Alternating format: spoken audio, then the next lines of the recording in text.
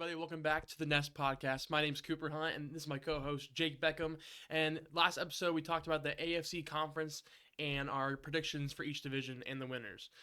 Today, we're going to talk about the NFC Conference, and we're going to start with the North. And Jake's going to start with that for us.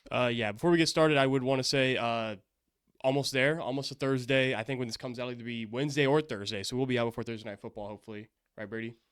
Okay. And so just excited to be so close to the season. Excited to get in the NFC. The NFC is our home conference here on the podcast from the Nest.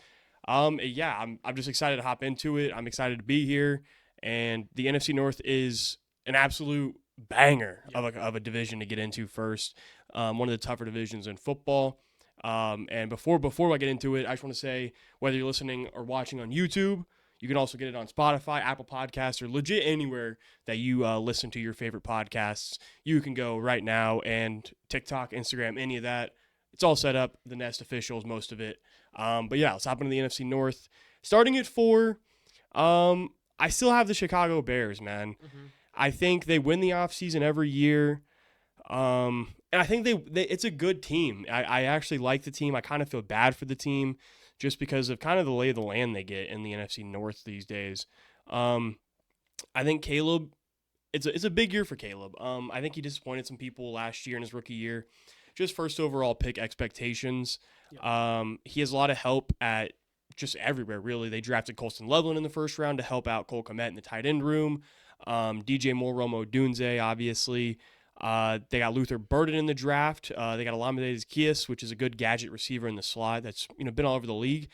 And grade-wise, the offensive line was actually not too shabby last year. I know the rep is that the offensive line is terrible, but I think a lot of it is just Caleb needs to settle down the pocket a little bit. They got a great center. They got Drew Dahlman, former Falcon. He's just a stand-up center. You still got guys like Darnell Wright had a good year at right tackle. Braxton Jones had a good year at left tackle. You got guys on the inside as well with Joe Tooney, who was an 80 PFF grade, and then Jonah Jackson was all right at right guard. But it's overall not a bad offensive line. My biggest worry of the offense would definitely come on the ground game, though. I think Swift just isn't a great runner, pure runner, if you will, compared to his receiving ability and just kind of his athleticism. Roshan Johnson lacks some explosiveness, but he's a good power back. And they drafted Kyle Monangai out of Rutgers, who could get some role as a rookie. Yeah, I also had the Bears last in the division as well. I do really like the team, but it's just kind of one of those unfortunate things where you look at the other teams in the division and it's just so stacked that it's really hard to compete in. It's a really competitive division as a whole. I think Caleb, just last year, he had just all this pressure of being number one pick and just trying to. I think this year he's gonna settle down a bit more, get more comfortable with the team, with the players, and I think he's gonna show a lot more. I really like the offensive additions they added in this draft. They have Luther Burden, and they also got Colston Love on tight end. I think it's going to help them out a lot in the passing game. And again, like Jake said too, with the O-line, I think the O-line's not really the problem here. They have Braxton Jones, Joe Thuney still. They have Darnell Wright. I think overall, they can work with that. Yeah. Defense is pretty solid too. They have Montez Sweat still. They just got Grady Jarrett. TJ Edwards, he's really, really sick as well. And they also have Tyreek Stevenson, even though he made that unfortunate play last year with the Commanders. It's just kind of one of those unfortunate things where, it's kind of hard to put them above, the Packers, Vikings, and the Lions in this division. But them going out in the offseason and getting Ben Johnson, I think that's going to hopefully help them through the season as a whole. Yeah, and I think just preseason-wise, too, Ben Johnson's schemes looked really solid. He usually plays the same schemes preseason, Detroit and Chicago. He played the same things. I do worry about there's certain spots on the defense I'm not huge on. They picked up Dennis Allen, who got fired from New Orleans. Dennis Allen's a solid DC. I think he fits in a role of a DC way better than he does a head coach, obviously. And their front seven is honestly really, really good. I like Grady Jarrett a lot. I think he still has production left in him. Gervon Dexter in the middle. Montez Sweat is still a good edge rusher and defensive end. And then linebackers, like you said, TJ Edwards is a solid linebacker. Tremaine Edmonds is a solid linebacker. I know Bears fans are pretty cold on Tyreek Stevenson, not only because of the Washington scenario, but he just wasn't very good last year overall. Hmm. Jalen Johnson's a premier corner in the NFL, in my opinion. Kyler Gordon's really good in the nickelback. Jaquan Brisker and Kevin Byard are both quality safeties, in my opinion, to have back there. I think this team is good. Their win total set at 8.5, which obviously feels a little high just because of strength of schedule. I think is going to be really high. Hmm. And they are currently obviously the biggest underdogs to win the division at plus 600. So I wouldn't touch really any of that. I kind of just want to see what the Bears have this year, and Ben Johnson's got some time to figure it out. Okay. Yeah, so going on to our third, the third I had the Vikings being the third team in this division. I just think with the additions that the Packers made too, I just feel like adding Micah too, it's gonna really help them out a lot. But the Vikings overall, just they had a 14-3 record last year, and they're just a really solid team. But they are starting a he's not a rookie, but he hasn't really sat here and start for the Vikings yet through the whole season. So we're going to see how JJ McCarthy does for them. Um, they have Jay Jettas, like he's a beast. And I think they can hold, like their defense is really, really, really good. With is it Brian Flores, I think, is the DC. Yeah. He's just really solid. And they got into 14-3 last year, and Kevin O'Connell, I think he's just gonna work his magic and with JJ, and hopefully he does really good. But again, I have him here just for the sole reason, um, hasn't really started the whole season yet, so I really don't know what he's gonna do. Yeah, I also had the Vikings in my 3 spot purely because of JJ McCarthy as a question mark. I was a pretty solid JJ McCarthy hater in college at Michigan. Obviously, that had a lot to do with their system, but not only their system, I think JJ just has a lot to develop uh, coming into this year. I know there's been a lot of complaints about him in camp. I know there's been a lot of people down on JJ. End of the day, this technically is his rookie year, whether or not you want to phrase it as that. It's his first year in the NFL that he'll actually get to see action in. Um, and they got picked up Carson Wentz as a backup. You never know. Mm-hmm. Carson Wentz, one of the better primes of all time at quarterback, in my opinion. But other than quarterback, I think they're really well set up. I question Aaron Jones and his ability to stay as a premier back in the league. I think Jordan Mason could have that job come season. And obviously, the weapons are going to be filthy, even with missing Jordan Addison. Like you said, Jay Jettis is just a premier receiver. Yeah. Adam Thielen still has production left in him. And Jalen Naylor's going to have to step up a little bit while Addison's out due to suspension. And Rondale Moore went down for the season, which I felt horrible for him back-to-back years. And quite honestly, I don't think that there's much to worry about other than JJ McCarthy. I'm a big Kevin O'Connell truther. I have been a big Kevin O'Connell truther. The offensive line is pretty dang solid, especially on the outside. But yeah, I think Kevin O'Connell have this team looking pretty good. I just don't think they're up there with the top 2 teams this year, and they could see a little bit. Well, they will. I will say they will see a little bit of a step back this year. Mm-hmm. Just coming off that big year from Darnold. Darnold produced crazy with Kevin O'Connell calling plays for him. And the defense, I think, is always going to be good. I love Brian Flores. I think his schemes and his play calling is so good on the defensive side of the ball. And they picked up some good guys inside. Javon Hargrave, we'll see if he still has production. Jonathan Allen, we'll see if he still has production left in him. Linebacker's a little bit of an issue. I think Ivan Pace is still a good linebacker. And Blake Cashman overproduced last year, which is why he's obviously starting this year. Overall, I think the defense will be solid. Like I said, Brian Flores is just going to have his defenses looking good. They got some underrated guys in the secondary, but overall, I don't think it's quite enough to push them towards being a real contender in the NFC North. They'll probably be a couple games back from first. Yeah, it's just one of those things where, like, last year they just did so good that I don't think they'll be able to get to the 14-3 record that they did last year. Yeah, it just seems sketchy. I still can see them winning, 10 to 11, 10, 12 games. But yeah, just like, I don't know, the defense is all just really good. They still have Harrison Smith back there. They have the young guy and Dallas Turner still there.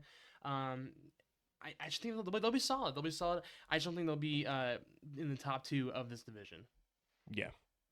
Which, moving on to 2, this was a very tough decision. I went back and forth on this for pretty much days, whether it was the Packers or the Lions that are going to finish first this year. Overall, I'm still going with what I think is the more complete football team, and I'm going with the Detroit Lions to finish first, Mhm. which leads me to the Packers, the 2 spot. Now, the Packers have been moved up to the favorite to win the division since the Micah Parsons acquisition. Um, I think this team is going to be really good. I think people are overreacting a little bit about Jordan Love's struggles in camp. I like Matthew Golden as a prospect at wide receiver one. It's still a lot to put on a rookie guy, though, to have receiver one. I don't love this receiving room. I think it's still going to be a fault of the team compared to like a Lions. I'm not worried about the Lions' weapons at all. What am I worried about the Lions? I'm worried about their coordinators. I'm worried about how they'll adjust to losing both their coordinators. That's where I give the edge to Green Bay. I think Matt LaFleur is a better coach than Dan Campbell. I think their coordinators are a little bit less of a question mark. However, I just question their weapons, and uh, I don't know if I'm big on Josh Jacobs this year. To be honest with you, I don't know how that's gonna continue to develop. He got a little bit figured out towards the end there last year. Not him individually, more so as their run scheme did. But I love LaFleur. I think LaFleur had this team at 11 or 12 wins still. And I like the O line. Not a great O line, good O line, gets the job done. And I really like a lot of pieces on this defense, especially with Mike coming in. Mike is still questionable for week one. But even if he doesn't play week one, you still got Rashawn Gary. There's a lot of guys on this defensive line that is to like. Nasir Stackhouse coming in from Georgia. Devontae Wyatt is starting, obviously. Devontae Wyatt's a beast. Quay Walker, when he's not in his own head, is a really solid player. And there's some questions in that secondary, in my opinion, other than Xavier McKinney. I think McKinney's just a phenomenal ball player. Yeah, I had the Packers too in the 2 spot. Uh, Again, like, I think LaFleur is going to just help him out a lot more. Just Kevin Conley in the third, and then Ben Johnson in the fourth. A lot of great coaches in this division. Uh, it's just kind of hard. But they added Micah Parsons this year, and I think that he's going to help them out even more. They had an 11-6 record last season, and I feel like with the addition of Micah, they'll have a little bit more than that. But it's gonna be a big year. I think for Tucker Kraft as well for the offense. I think he's gonna step up this year. The receiver room they just added Matthew Golden. I think he will make an impact as well. But it's kind of one of those things, yeah, where one of the receivers need to step up because it feels like a room of wide receiver twos almost, and not a definition wide receiver one. And I feel like one of those players will step up this year and help them a lot. Josh Jacobs, he's still Josh Jacobs, and they're going to rely heavily on him in the run game. And then they're going to need Jordan Love just to, make his passes when it counts. Yeah, I think. See, I disagree honestly. There, I think Jordan Love's a lot more of a guarantee than Josh Jacobs is this coming year. Just because I think Josh Jacobs is so due for that regression, and it started to show a little bit last season. Compared to, I think Jordan Love is just trending completely up. The win total for Green Bay right now is 9.5. I'm sure that's moved up to 10 or 11.5 since the acquisition of Mm-hmm. Micah Parsons, and they are plus 170 to win the division. Yeah. All right. I have in the first place spot. I have the Vikings, the Lions. Sorry. Um, Again, Dan Campbell. He's gonna have to. I feel like prove to himself. Because he had Ben Johnson and he had as his offense. So I feel like he really helped with the offense as a whole. So I think this year he's gonna have to prove to everyone that he can step up and be the head coach and doesn't need both his OCs and DCs from last year. But overall, as a roster, I just think that they're more complete and just better than the other three rosters in this division. They still have Jameer Gibbs at the running back and David Montgomery, both super deadly. David Montgomery on the goal line, Jameer Gibbs is just so fast for them. And then the receiving room as well, Jameson Williams and Amon-Ra St. Brown, like they're like really solid wide receivers, and they still have Sam Laporta at tight end. And Jared Goff's going to go out there and be a veteran and score for that offense. And I think as a whole, they're like one of the scariest offenses in the NFL. Compared to the Ravens we talked about last episode. Yeah, and I think the biggest thing, especially as an offensive guy myself, I always looked at that OC spot. Filling in a position like Ben Johnson's position is not a light task. So they brought in John Morton, which was the passing game coordinator last year in Denver. He was always a Sean Payton guy. He was receivers coach for the Saints and a passing game coordinator for the Saints with Breeze there. And when Sean Payton was there, he also had some roles as an OC and passing game coordinator in USC in the late 2000s. So he has a lot of experience offensively. It just depends how that translates to now. A lot of guys that were solid at calling plays once, it doesn't translate anymore. Like a guy like Freddie Kitchens at North Carolina now. So I want to see how that translates. but you're obviously coming into probably the best position in the NFL for an OC. I can't imagine much better than coming in to take over a team with a good game manager quarterback, a double-headed running back monster, guys like Amon-Ra that's just so good out of the slot, man, and Jamison Williams who's just so fast they can't cover him. And then you got a couple of rookies on the roster. I know everyone's high on Isaac Tesla this year. Dominic Lovett's coming in from Georgia, and they still got Cleve Raymond, who's a gadget guy from last year. Obviously, Laporta is just a really good tight end, and he gets a lot of praise as he should. And then the Lions have obviously one of the premier offensive lines in football compared to everybody else, and I think that's the biggest advantage they have over the rest of the NFC North is the offensive line and consistency. You don't see this offense slip up much. Usually they're running over teams in the regular season. My biggest concern with the offense would be, can Jared Goff stay consistent enough in a spot like the playoffs? And it comes on the defensive side of the ball. But I think we're going to see so many leaps on the defensive side of the ball this year. Guys like Terrion Arnold, that's just going to take a big leap. Brian Branch will probably take an even bigger leap than from last year. Then you got solid guys in the secondary. Other than that, I don't love Amik Robertson at corner. And DJ Reed has had a couple good years and a couple terrible years. We'll see how DJ Reed plays this year. And overall, I think the defense will be good enough to help the offense out and win a bunch of games this year. And you can get that at plus 185 to win the division, which is second in the division. Yeah, I really like this defense a whole lot. Like I like Brian Branch. I think he's a really great safety in the DB, and I think that you look at the linebacker core too. You have Jack Campbell as well. I think he's a dog as well. And of course, you can't forget about the one guy on the D line, Hutchinson. He's a monster. He goes out there and he makes QBs fear him. You know, so I think that their defense is going to be solid and might be better than last year. But we'll have to see how the DC plays out for them. Yeah. So as we're heading into the NFC East now, which obviously has a big favorite. Minus 145 is the Eagles to win the NFC East this year. Commanders coming in at plus 220 to win the division, followed up by the Cowboys plus 700, Giants plus 1600 in last. And obviously most people are backing the Eagles, backing the Super Bowl champs to win the division this year. But starting in fourth, I'm still going to go with the Giants. There's a lot to be left out on the table from the Giants. There's a lot I need to see from the Giants before I just start putting them over teams that I've seen succeed before, like the Cowboys. I think they have good playmakers. I like Tyrone Tracy. I like Malik Neighbors. I think they can make good plays for this team. Jalen Hyatt hasn't really panned out yet, so he's not starting. But you got big play Slayton in there, baby. Come on, Darius Slayton, Wan'Dale Robinson. You got some guys that can get the job done. You have a premier tackle in the league in Andrew Thomas at left tackle. And then obviously quarterback. You're coming in this year with Russell Wilson, who has a lot to prove this year. Russell Wilson, if he wants to stay a starting quarterback in the league, he just has so much to come in and prove to GMs and the Giants and Giants fans, really. Jackson Dart got announced QB2 as the day we're filming this. Over Jameis Winston, which is kind of a shock a little bit to people. They thought he was going to be third and would come in after Jameis. But obviously he impressed Brian Daboll and the coaching staff in preseason, which to that I would say, Giants fans, don't get your hopes up, man. I heard a lot of trash when Daniel Jones played good in the preseason, and look how that panned out for you. I'm not a Jackson Dart guy, for being honest, and if you want a bold take on the Giants, I don't think Jackson Dart's going to be anything special. Coming out of just a very QB-friendly offense at Ole Miss. We haven't seen Ole Miss hit on quarterbacks that much in recent history. Defensively, that's where the bright spot of this team is, obviously. You look at this defensive line and this front seven, it's filthy. Dexter Lawrence, Brian Burns, Abdul Carter. I mean, this team is just so stacked. Kayvon Thibodeau, obviously. So stacked in the front seven. I'm a little bit concerned at linebacker, obviously, like inside linebacker roles with Micah McFadden and Bobby Okereke. But I think when it comes to the secondaries where everyone kind of wants to see a big leap, and that I'll say I think they have a good secondary. I've seen it get a lot of hate. I like a lot of guys. They have Javon Holland coming into New York. I think Javon Holland's a really good safety.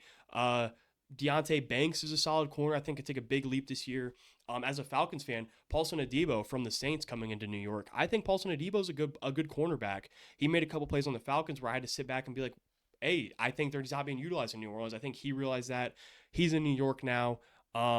Just guys like that. Tyler Newman at safety got a lot of hype Drew Phillips will be in the nickelback this year, which is a big question mark, I know, from a lot of Giants fans and the Giants community. Overall, I still think it will not be enough. I don't love Kafka calling plays on offense. I don't love Brian Daboll as a head coach. And I think there's just way too many question marks going around on this team. Yeah, I think just recently too, just with Dable too, like I feel like he's kind of on a hot seat almost. Oh, very much so. With just everything going on. They traded up in the first to get Jackson Dart, and there's fans on both sides where they like him, and there's other fans as well that don't like him. And Dable's gonna have to just pray that Jackson Dart becomes something because they had to trade up first round to get him. Yeah. Just looking at this team, Russell Wilson, he's capable of bringing getting you to a winning season. I think he'll do pretty decent for them. Looking at the running back room, they have Tyron Tracy, they have Devin Singletary, and Cam Scatterbo.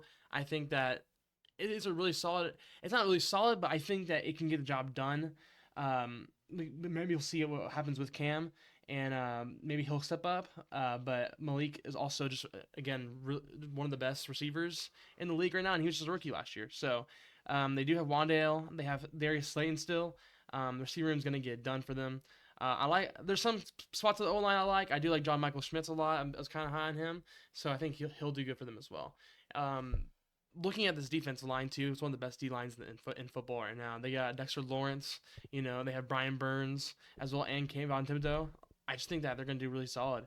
So yeah, I just really like the defense, but overall, compared to the Cowboys and the Eagles and Commanders, it's just one of those teams with like the coaching is just kind of it's iffy. I don't really trust it. I don't trust where they're going, and yeah. Yeah, and I do like the decision to go 3-4 obviously this year on defense. Just with the guys you got coming off the edge like Brian Burns and Abdul Carter. Mm-hmm. But it leaves some things to be desired. Like Roy Robertson Harris is going to have to play good football. He's going to have to play a good amount of snaps on the D line, which we saw him in Seattle, and he didn't impress me. Again, I don't like this rookie class really at all. I think it's a year that Brian Daboll has to prove something to Giants fans, or else he's gone, and he's out here not gonna. These could end up being cold takes too. And if Jackson Dart ends up being a great quarterback in the league, I'll put my hand up. I'll say, hey, I was not high on him. Cam Scatterbo, I don't think he's a good running back. I think he can get you, if he's got a wide open hole to go 40 yards, he's going 3 yards. If it looks like he's losing yards, he's going 3 yards. He lacks explosiveness. He's a tough kid. I think overall, he was a good back in college. I think he just lacks top end speed and explosiveness in the NFL. So we'll see about that. I do love Tyrone Tracy. That's why I'm a little agitated about the Cam Scatterbo hype, is I think people are just kind of tossing off Tyrone Tracy to the side, which I do not agree with. And I'm kind of disappointed in Brian Daboll and the effect he had on the draft and free agency this year when he needs a big year this year. Yeah. For the third place spot, I have the Cowboys this year. Just for some main reasons. They have lost some key pieces on defense this year, of course, with the whole Micah trade to the Packers. Yep. And they also lost to free agency DeMarcus Lawrence as well to Seattle. And I just feel like those are like the two main guys on that D line for them. And they're kind of just losing that pass rush that they had last year. I still think that their offense is still really good pass rush wise. And CeeDee Lamb's, of course, top 5, maybe top 3 receiver in the league right now. So, and they just added George Pickens as well from the Steelers after they went and got DK. And so I think George Pickens is going to help CD a lot to open up that pass game for Dak Prescott. I'm not really a huge fan of the running back room here. They have Javonte Williams and Miles Sanders. Both, I think, are just all right. There's some hope that with Jadon Blue, that I think that he can come out and he can be a star for them. But overall, looking at the offense, it is really solid. With Jake Ferguson also at tight end. But the defensive wise, they lost both some key players and all that. Still Trayvon Diggs and Deron Bland. Some Cowboys fans are still kind of upset by that too, with how they traded Micah after all this contract talk, and then they went out and next couple of days they paid Deron Bland a lot of money, where you can use that money to pay Micah Parsons. So I think everyone's so frustrated with Jerry Jones and what he's doing with them, and it's because he's the worst GM in the league. He really is. There's people out there who are wishing the most worst things for him just because they are. If I was a Cowboys fan, I would be very upset. I think we're living in a time where Alabama fans and Cowboys fans have always been the most spoiled fans in sports and bandwagon fans of sports. Yeah. Where they both should be angry right now, though. They're especially the Cowboys. I mean, anytime your owner's your GM, it's usually not a good sign anyway. Feels like a power trip a little bit. Yeah. But it also just has something to do with he's terrible. Like he's just a bad GM. Yeah, it's just kind of like I don't know, it's sad to look at. I mean, but it's the No, it Cowboys. is. It's very hype in my Yeah, opinion. it's I think this for is them. fantastic. Yeah, for them it's Yeah, sad, but for us, it's, we don't really care. Type of deal. And they also have a second string too. They have Mozzie Smith. I remember they picked him up in the first round. yeah. Well, he started last year. Yeah, he started last year, and now he's in the second round. If I could tell you his Second on the PFF rating bench. right now, I'm going to. Mozzie Smith was below 40 PFF rating last Yeah, year, it which is just abysmal. It's the worst first round pick in the past few years, in my opinion. yeah, and I'll say too, even though like when I'm sitting there watching the draft, I look at it and it's always the Cowboys pick, and they draft the person, and I go, Tyler who Booker was this year. that? Or like, oh wow, Well, they Tyler Booker was a reached. big reach this year in top 15. Yeah, exactly. Like they always reach for something because I think Jerry Jones thinks he sees something in people, and he reaches. Like he's Yeah. reached for Mozzie Smith, and then you look where he's at now.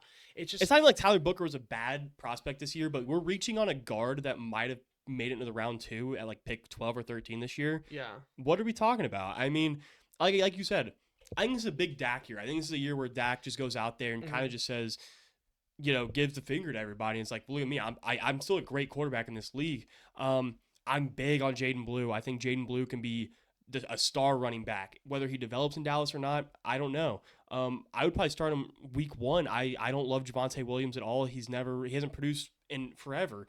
Miles Sanders was. When he left Philadelphia, I was screaming from the mountaintops. He's the most overrated back in the league, and he won't do anything in Carolina, and he didn't. I think Jaden Blue should be RB1 by a number of weeks into the season. They've got some solid guys on the line. I hate on it, but it's not a terrible offensive line by any means. It'll give Dak what he needs, I believe, time-wise to make some throws down the field, which I believe they'll be playing from behind a lot. They'll be letting it rip a lot. But Tyler Guyton at left tackle, he was horrible last year. And that hurts for me to say because that's my guy that went to Oklahoma, but he was just horrendous last year. He was a bad left tackle. Inside, they've been really solid for some years with guys like Tyler Smith, which is a really good guard, things like that. But like the receiver room is good. I'm not a huge George Pickens guy, but it will help CD get open, I would believe. Yeah. CD will be playing out of the slot a lot this year. Jalen Tolbert had some bright spots last year, which is a bright spot on the offense as well. Yeah, defensively is a mess, in my opinion. I think they've got a few key pieces that they can build around still. Obviously, they're building around Deron Bland, and I think Deron Bland's a good cornerback. But to not want to pay Micah Parsons and then go make Deron Bland just that high paid is just ridiculous in the grand scheme of things. Yeah. Other than that, I don't have any thoughts about this defense. They got Kenneth Murray, who's been all over the league at linebacker. He's a fast linebacker. So many things to work on, and time running out for Kenneth Murray. Malik Hooker's a solid safety in my opinion. I do like Malik Hooker. And then Trayvon Diggs, him and Deron Bland, you know what you're getting. They're gonna try to bait the quarterback for the football. But that's why you got Khair Elam on the other side. To try to lock down some guys. I don't know. There's a lot of question marks. A lot of question marks around this defense. Specifically, I'm questioning nose tackle. Like you said, Mozzie Smith, they drafted a few years ago. Mozzie Smith just ends up being horrible at football. So they go and get Kenny Clark. Was Kenny Clark good last year? He wasn't. I don't know. A lot of time will tell what this team. That's just what I have to say about the defense. Yeah, like I said, the only one good thing I actually could say about the offseason for Jerry Jones was, they replaced Cooper Rush with Joe Milton, which I feel like he's a young. See, I think that's guy. a negative, honestly. But I think we're on the opposite sides of the spectrum there. I don't think Joe Milton's good at all. I think he has the potential, but they have Dak right now. But it's just one of those things. Just like. But it's saying something, and that being, in my opinion, the best thing they've done. Everything else is just bad. I don't like it at all. I think Joe Milton is just a social media quarterback that can't actually make reads or accurate throws on the field. But yeah, I don't know. We'll have to see. It's just a lot. This team could end up going out and winning double digits just because it's Dak Prescott and CeeDee Lamb winning shootouts. I don't think it will happen though. Their win total right now is set at, let me check here. I know they were third, like I said, in the NFC East to win the division. And I'm sure there's some great odds if any Cowboys fans are delusional enough to think they win anything big this year. Yeah, they're plus 2,000 to win the NFC Championship, plus 3,800 to win the Super Bowl. That feels low. I think they should Hmm. be higher to win the Super Bowl. They're not winning the Super Bowl. I don't think. It obviously be a donation.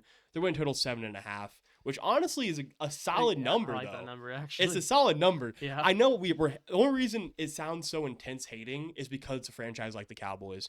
Yeah, and just I don't know, as a whole too, like you look at it from like a different fan. We have a Seahawks fan and a Falcons fan, and Yeah, you're looking over at the Cowboys and just seeing Jerry Jones, like you gotta feel bad for at least the fans over there yeah. for having him. So it's just one of those things. Just like he's not great at all as a It's just a GM bad and an situation that owner. you can't get out of either. That's the Yeah. thing. So, All uh, right, I have yeah, moving up the moving list. up after that rant about the Cowboys. Uh, I have the Commanders being second in the division. It's one of those things again where it's just kind of hard whenever the Super Bowl champs are in your division Yep, to be winning it. But I really, really, really like Jaden Daniels it's as a hard not whole. to. It's hard not to like him too, but he's just fun to watch, man. I like watching his game style and and how he plays. Looking at the running back room, right now as a starter is Austin Eckler. One will hit, Uh, hopefully. one will hit. I think I do think the Bill hype's getting a little the outrageous Bill hype though. is getting a little It's getting a outrageous, little out there. but just because it's preseason and people were pretty Yeah, pretty pumped on it, and you know how he Bucky he Irving, rest he rested last week though, which could tell some things about something starting. about that. He But yeah, but like you know how Bucky Irving turned out last year for the Bucks. You know everyone's and they got him, and then he's a yeah, key so player. So it's people like are. I think what people think is Bill's going to be, in my opinion, I think that's what Jaden Blue could be. Personally, I like Chris Rodriguez though too in the backfield. yeah. Receiving room too. I really like it too. They have Terry. They just signed Scary Terry. Back to They the squad. they paid their star player. Yeah, exactly. Only it seems like a team in the NFC East can learn from that. But they have Terry now. Debo is a new addition from the Niners. Debo. I think he is a little washed and all that, but I think he Right. will help with with this offense because they kind of needed a key wide receiver too for them. But they also have Luke McCaffrey as well in the Come receiving on. room as well.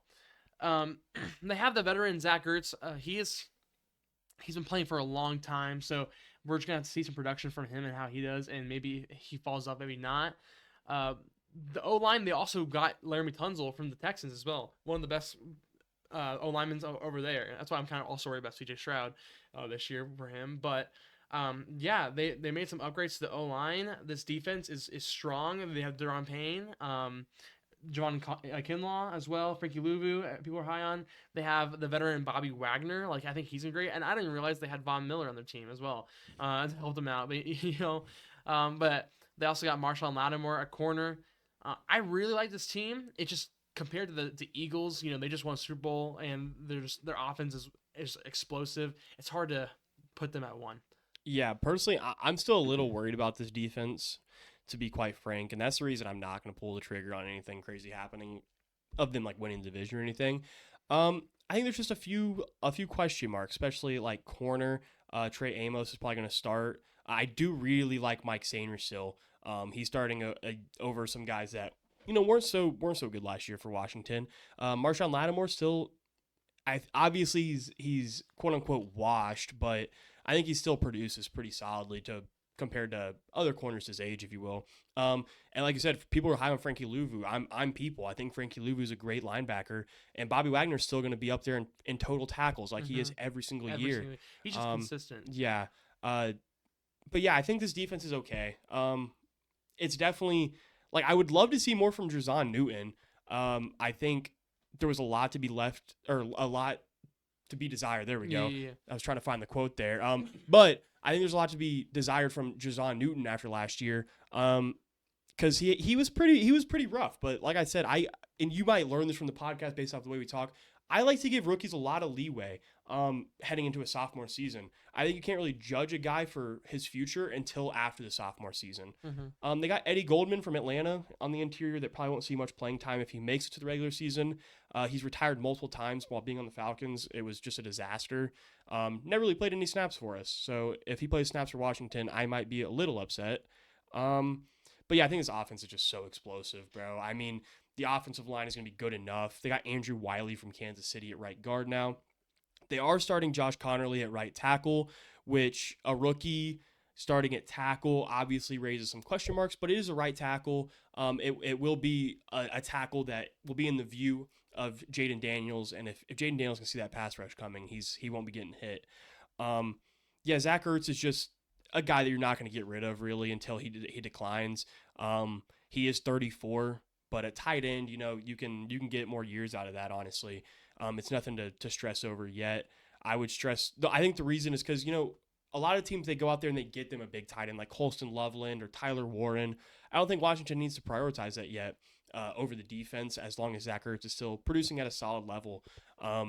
Yeah, receiver, there could be some bright spots. Obviously, Terry is still really good. I think there could be a decline within the next couple of years for Terry, but I think the contract year-wise was pretty good, working to their strengths. Debo, I think the way he always played, we were waiting on a decline from Debo, and I think we officially got that. I really like Jalen Lane, who could get some PT. He's the rookie out of Virginia Tech. I think he could be a really solid receiver. He's really speedy. He's small. He's 5'9" or 5'10", under 200, but he's a really fast receiver. He can make big plays. Overall, this team's just a really good, really solid team. They are favored second to win the division, plus 220, which is a solid number if you want to go out there. I mean, on Washington. Yeah. I don't like if someone told me they had a future on Washington to win the division, I wouldn't hate on it. There's definitely a world where it happens. I just wouldn't go out of my way to be like, this is the team that's winning the division this year over a team like Philly. It's just one of those offenses too this year. I'm actually just really excited to watch. It's also just a fun team, It's fun, very fun team. Yeah, very fun team to watch, and I'm excited to see what Dan Quinn and all them can do this year for the Commanders. So. Yeah, and I honestly I do like bringing in like Cliff Kingsbury, OC, Dan Quinn, Cliff Kingsbury, two guys could not work as head coaches. I think Cliff Kingsbury is electric at OC, and Dan Quinn. We'll see how the team progresses. We saw this in Atlanta early on, just great stages early on. Going to the Super Bowl, just being contenders very solidly, and then it declined just due to team building skills. And we also had Thomas Dimitroff in the front office. Thomas Dimitroff got hired to the Saints today. Let's freaking go. Thomas Dimitroff's a terrorist. But yeah, overall, I think Dan Quinn is just a really solid head coach on the field. Off the field, it's just continue to keep building the team. I think it's a really solid team. They're like plus 1,000 to win the NFC title game. Again, if someone told me they had that, I wouldn't hate it.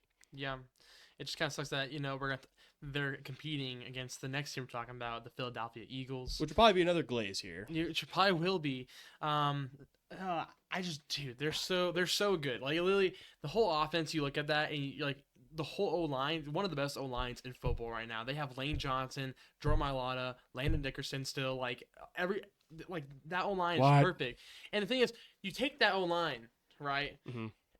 And you got Saquon Barkley. that's the thing. And Jalen Hurts. And Jalen Hurts, and the devastating tush push that everyone's talks about. And PFF has this as the best roster in the league. By the way, I don't blame him. But it's really good. The only thing to really work on, right guard Tyler Steen was pretty abysmal last year. But everybody else, I just want to go through the PFF gradings really quick. Mm-hmm. Jordan Mailata was a 95 graded left tackle, which is unheard of. Yeah, dude. Landon Dickerson was 78, which is really, really good. Cam Jurgens, 65. It works. Tyler Steen was a 40. Tyler Steen was bad.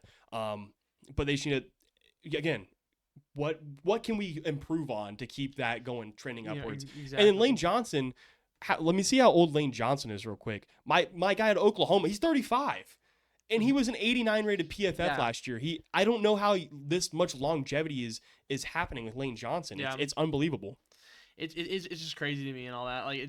And I can't imagine, they used to have this O-line with Jason Kelsey still. Yeah. They don't have it anymore because you're tired. But it's just kind of crazy. That was a possibility that they had. But yeah, again, they have Jalen Hurts, for the QB. Some people think he's overrated. I really like Jalen Hurts a lot. I think he's great. Yeah, there's been some Jalen Hurts disrespect this offseason. That's all I'm gonna say. There has been. I've seen him ranked 9th and 10th in the league as quarterback. I don't like that. I hope he comes out and he balls out like he always does. Yeah. Tanner McKee had a really great preseason. Oh. Yeah, I'll get into it in a second. Shake will get into it in a second. They went out and got Sam Howell at the third. They also have behind Saquon. They also have A.J. Dillon. And I would say people are huge on Will Shipley out of Clemson. He's a running back. I think this might be his second or third year. Mm-hmm. but I've seen him get picked up a lot of waiver wires as a possible guy in Philly. He's currently above AJ Dillon. Yeah, it's crazy to me.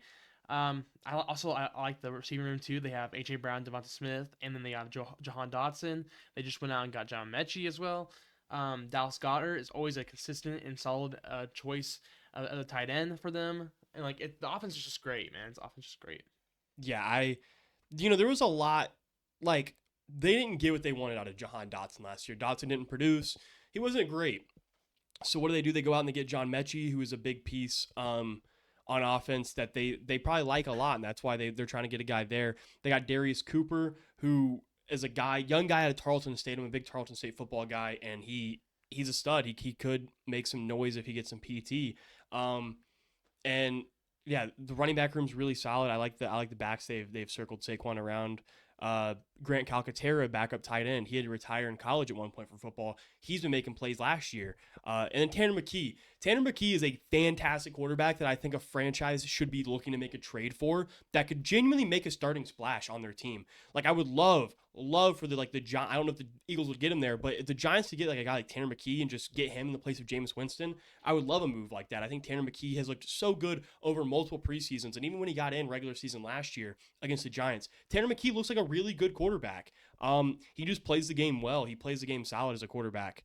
And defensively, this team has a lot of bright spots on defense. Their defense gets a lot of stops. No matter what time of the game, usually you can count on the Eagles' defense to get a stop. There are some rough spots that didn't produce the way they wanted to, but even those quote unquote rough spots are still like 70 graded on PFF.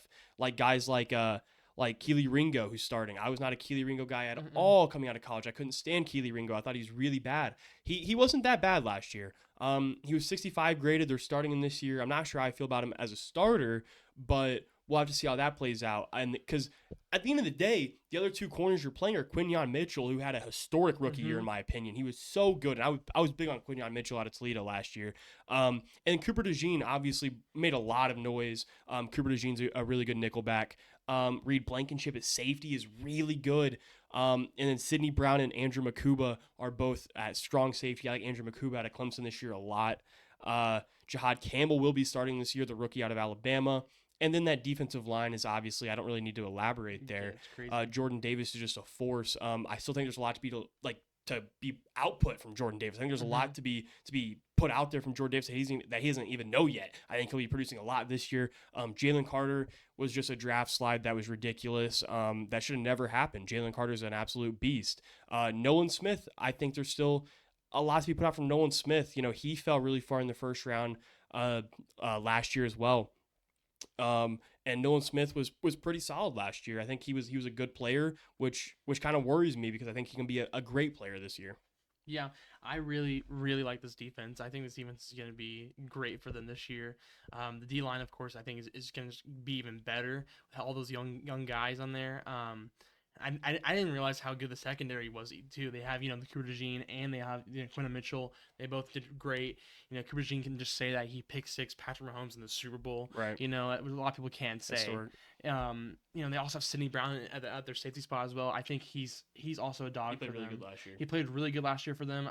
It's hard to look at them again and be like, man, it's like they're gonna win this division a lot, and I think they're gonna have 12 to 13 wins again.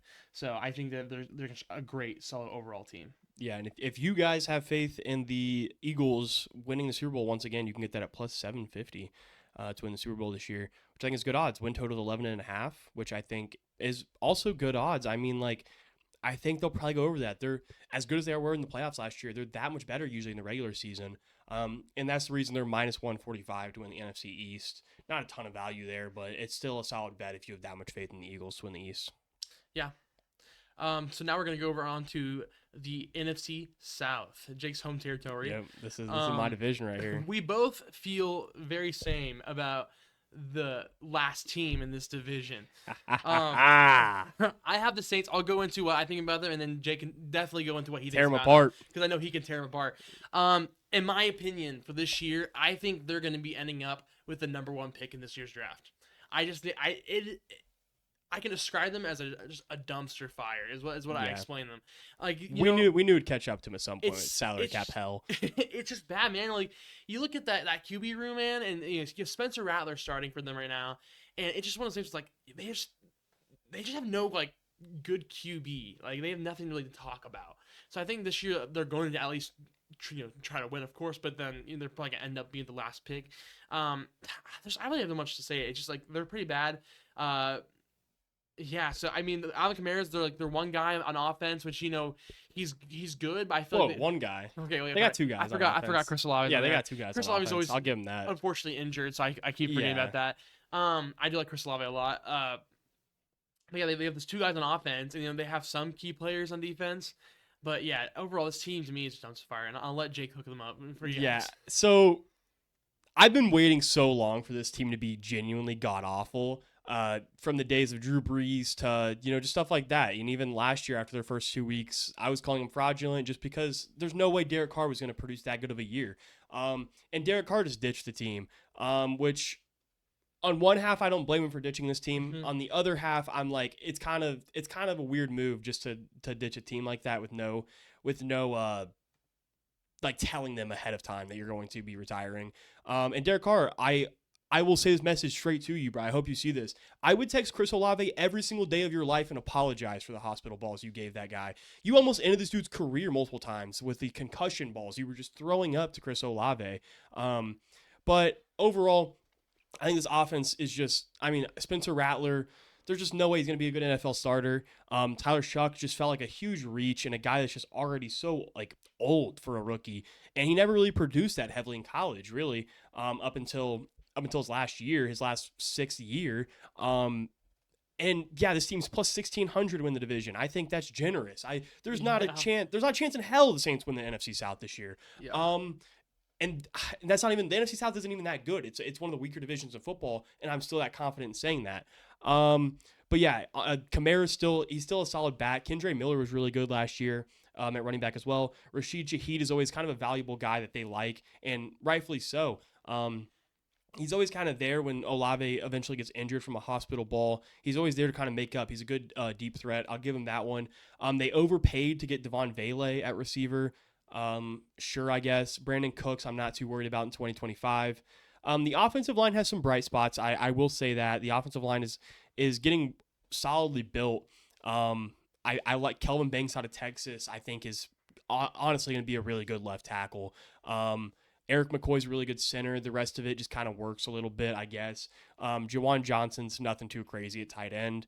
Overall, this offense is just not going to be able to move the ball a ton, though. Not with the quarterback play, not with other teams can be able to single out their playmakers so easily. You're game planning for the Saints. Oh, okay, make Spencer Rattler throw the ball to Brandon Cooks and Rashid Shaheed to beat us. Don't let them throw to Kamara. Don't let them throw to Olave. Don't let them make plays on us in open field. Just make sure they're locked down. And if Spencer Rattler somehow, some way beats us going to these other targets, then so be it.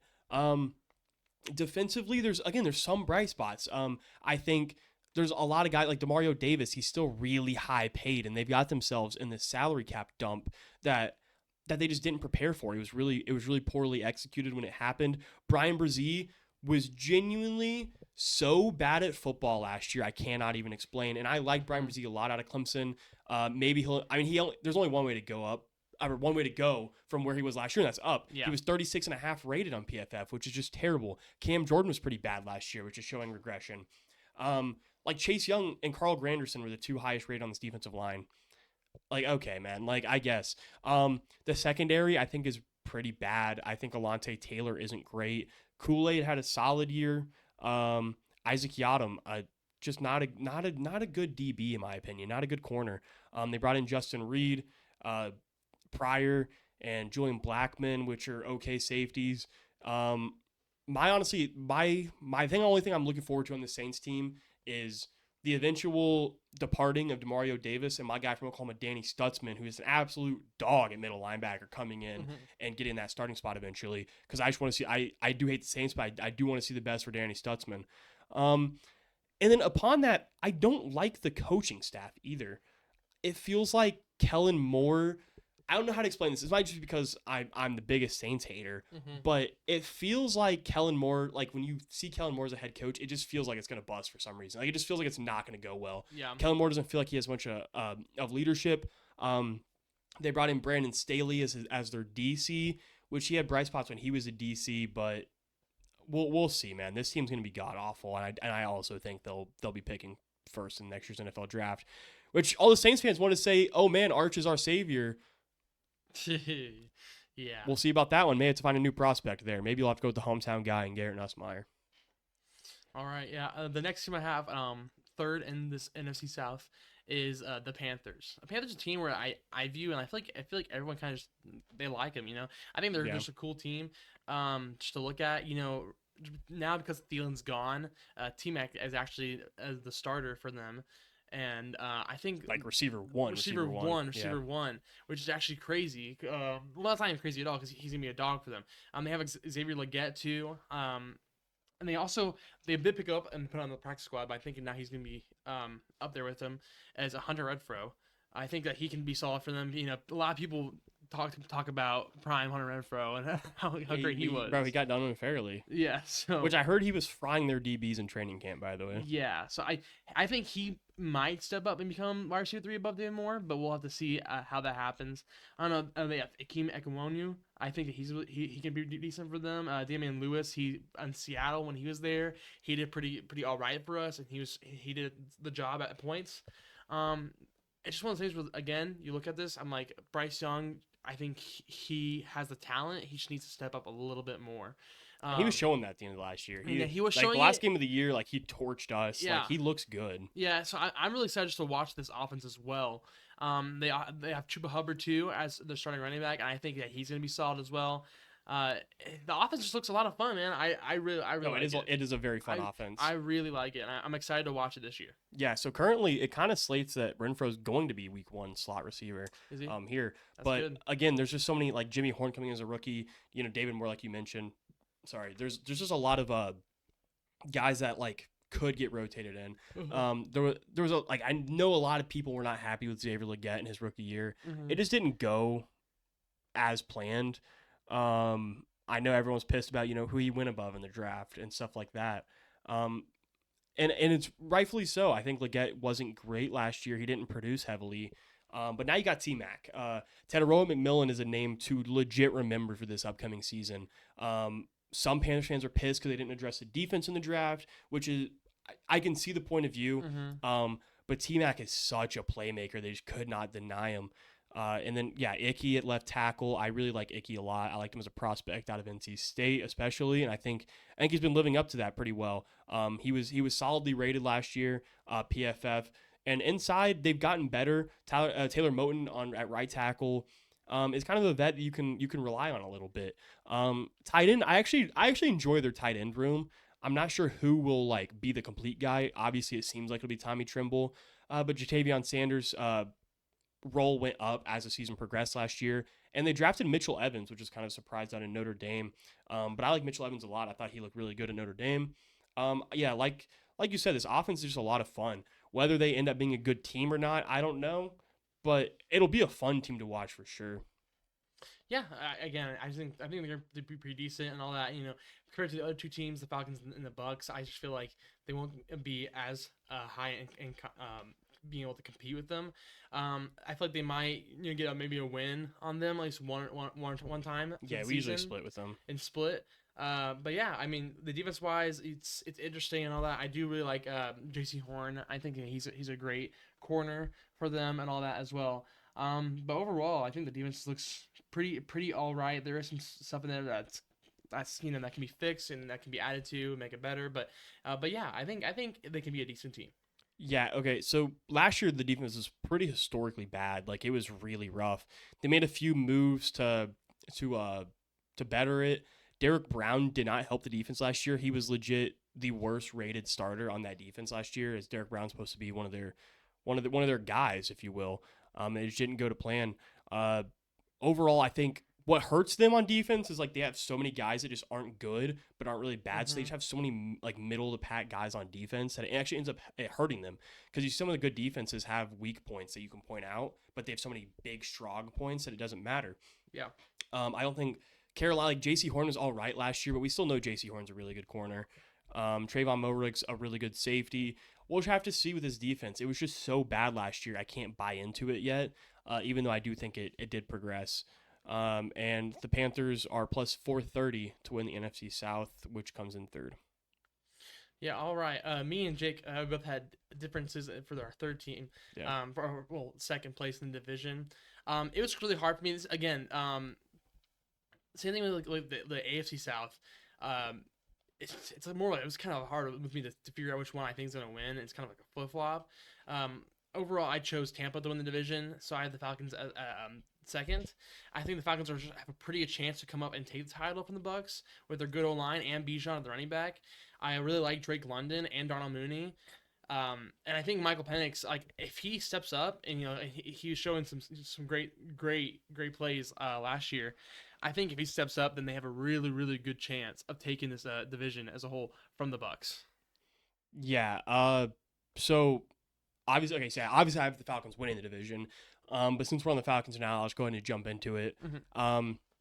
Yeah, I think Penix could be the guy. I've been saying that for years now about every quarterback coming in just because we've been swapping so much. But Penix showed good stuff at the end of last year. All his interceptions just weren't really his fault. Like the Pitts tipped interception, we got guys running the wrong route out there. There was just some unfortunate stuff that ended up happening last year at the end last year for us not to get into the playoffs. But this year, I think this team is better. I think it relies more on defensive production and who can actually step up when it comes to rookies. We have like 4 guys that could have a starting type of role in the defense this year that we drafted, which is just a lot of lenience in that direction. But that's what we need to step up this year, more than Penix, in my opinion. I think, of course, the meme is always Pitts could have a big year. I think Pitts could have a big year this year, finally, maybe. I'm not going to buy into it completely just because I've been down this road so many times. Yeah. But Pitts has stuff to play for this year. If he doesn't play good this year, he's gone. Like this depends if he gets the contract or not this season. And I don't think we have backup safeties to hurt his production this year. Like Charlie Warner's just not a receiving like threat to Kyle Pitts targets. Bijan obviously at running back. I think Bijan's a top 3 back in the league already.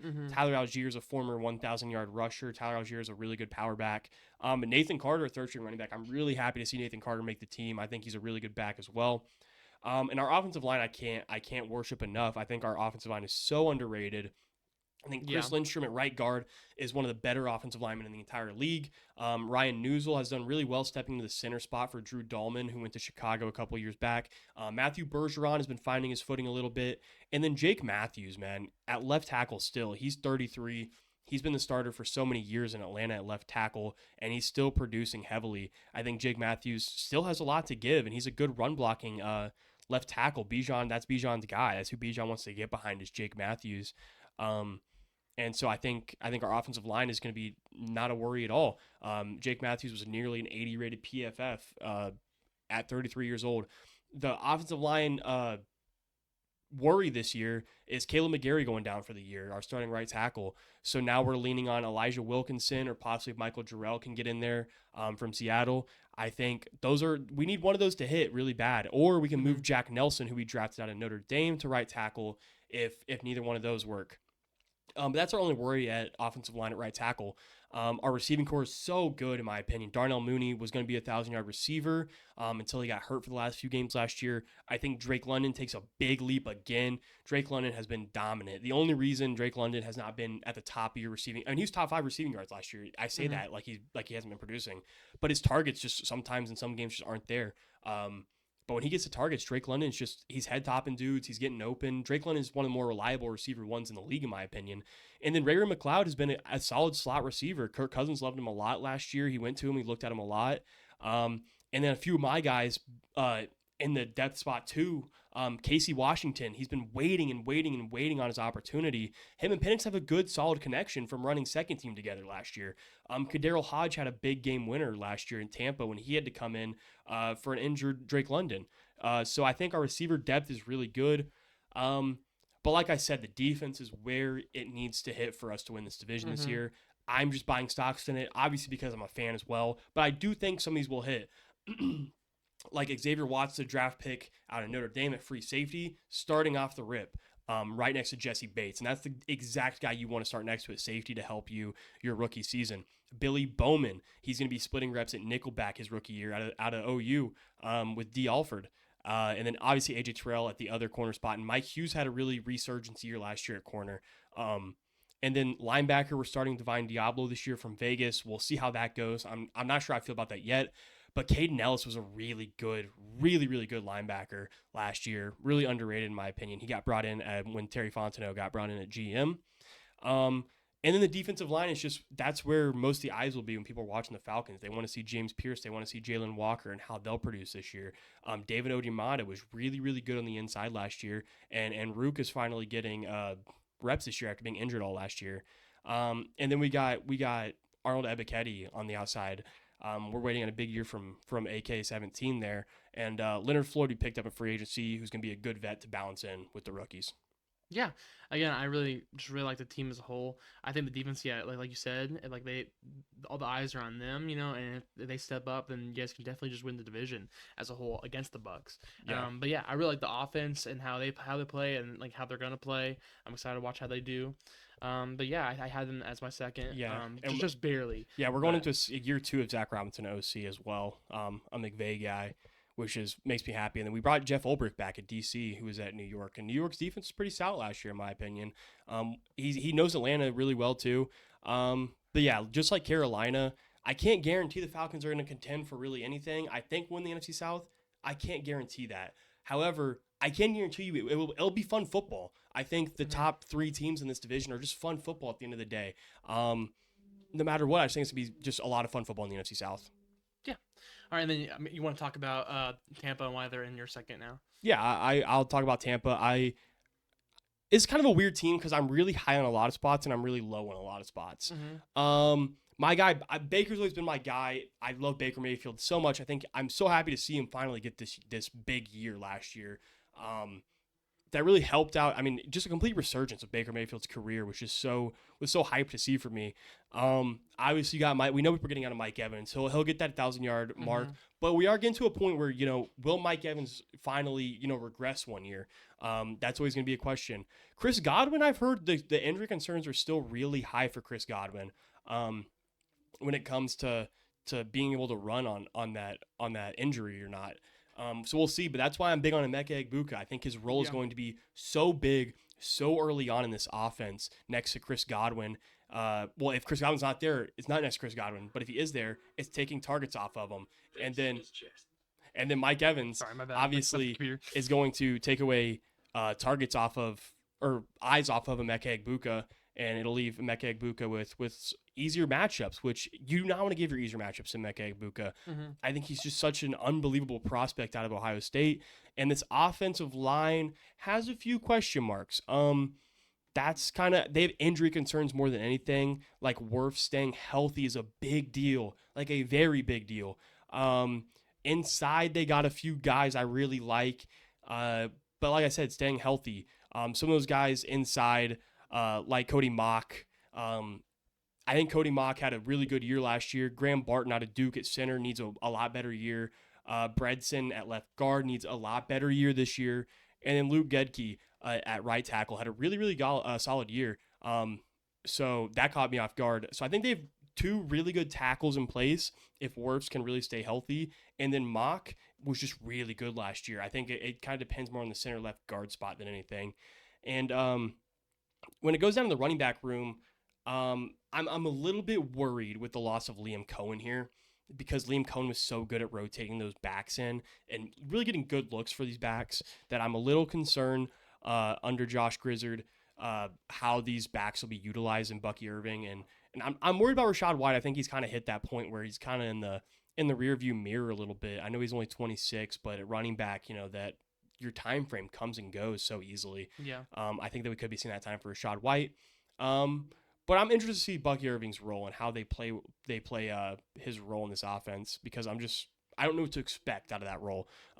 That's why I'm not big on the fantasy. That's why I'm not big on their ground attack this year. And then defensively, I think there's actually a really good amount of bright spots, but this defense at the end of the day was still bad last year. This defense was giving up a lot of points last year.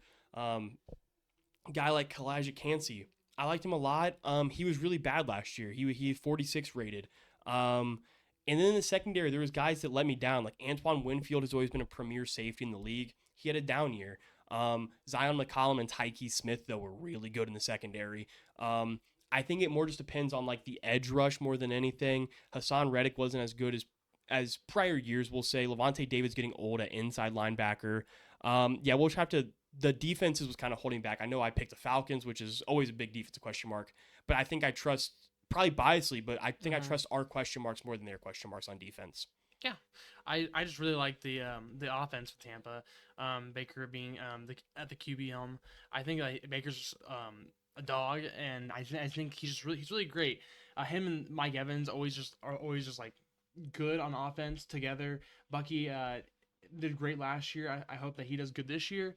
Emeka Egbuka, I'm pretty excited to watch him and see how he does this year. Baker already loves him, and during training camp, I don't want to listen to a lot of training camp like hype, Right. but them talking about Emeka Egbuka, man, like I feel like he's gonna do really good for them. Yeah. I like Kate Auden at the tight end, for them. And again, their own line too. They have Cody Mock, Tristan Wirfs. I think Tristan Wirfs is a great O lineman and left tackle, and I think that he's just gonna help them a lot. Defensive wise, yeah, Kalijah Cansey, he just needs to step up on that defensive line for them after that draft pick. I think which he hopefully should. Vita Vea, of course, is always a dog, and he's always like one of the really best, good run stopper. one of the best run stoppers in the league. For his size, I mean, Vita Vea is pretty unbelievable in pass rush as well.